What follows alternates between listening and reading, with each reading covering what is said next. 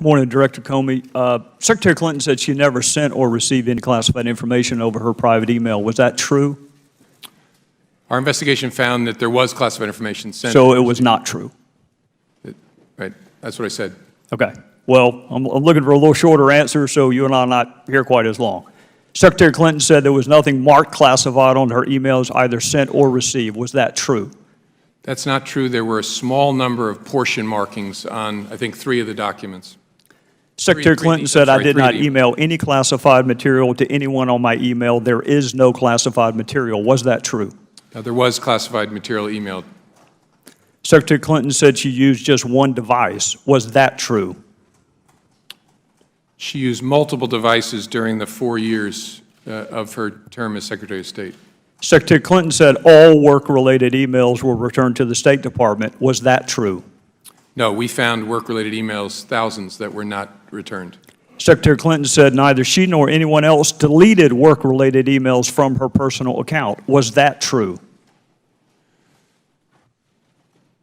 That's a harder one to answer. We found traces of work-related emails on devices or in Slack space, whether they were deleted or whether when a server was changed out, something happened to them. There's no doubt that there were work-related emails that were removed electronically from the email system. Secretary Clinton said her lawyers read every one of the emails and were overly inclusive. Did her lawyers read the email content individually? No. Well, in the interest of time, and because I have a plane to catch tomorrow afternoon, I'm not going to go through any more of the false statements, but I am going to ask you to put on your old hat. False exculpatory statements, they are used for what? Well, either for a substantive prosecution or for evidence of intent in a criminal prosecution. Exactly. Intent and consciousness of guilt, right? Is that right? Right. Consciousness of guilt and intent. In your old job, you would prove intent, as you just referenced, by showing the jury evidence of a complex scheme that was designed for the very purpose of concealing the public record. And you would be arguing, in addition to concealment, the destruction that you and I just talked about, or certainly the failure to preserve. You would argue all of that under the heading of intent. You would also be arguing the pervasiveness of the scheme, when it started, when it ended, and the number of emails, whether they were originally classified or up-classified. You would argue all of that under the heading of intent. You would also probably, under common scheme or plan, argue the burn bags of daily calendar entries or the missing daily calendar entries as a common scheme or plan to conceal. 2 days ago, Director, you said a reasonable person in her position should have known a private email was no place to send and receive classified information. You're right, an average person does know not to do that. This is no average person. This is a former First Lady, a former United States Senator, and a former Secretary of State that the President now contends is the most competent, qualified person to be president since Jefferson. He didn't say that in 08, but he says it now. She affirmatively rejected efforts to give her a state.gov account. She kept these private emails for almost 2 years and only turned them over to Congress because we found out she had a private email account.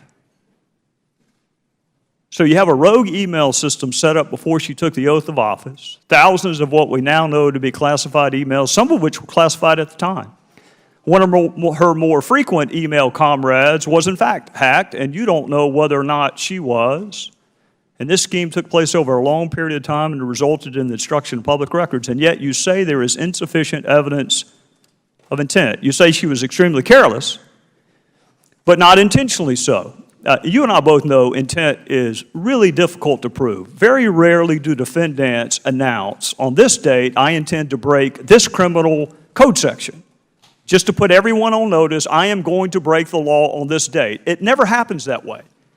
You have to do it with circumstantial evidence. Or if you're Congress and you realize how difficult it is to prove specific intent, you will formulate a statute that allows for gross negligence. My time is out, but this is really important.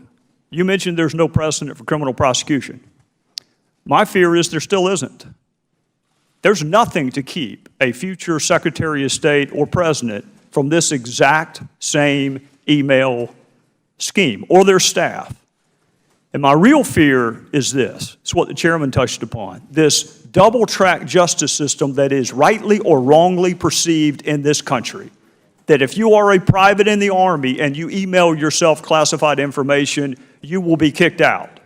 But if you are Hillary Clinton and you seek a promotion to Commander-in-Chief, you will not be.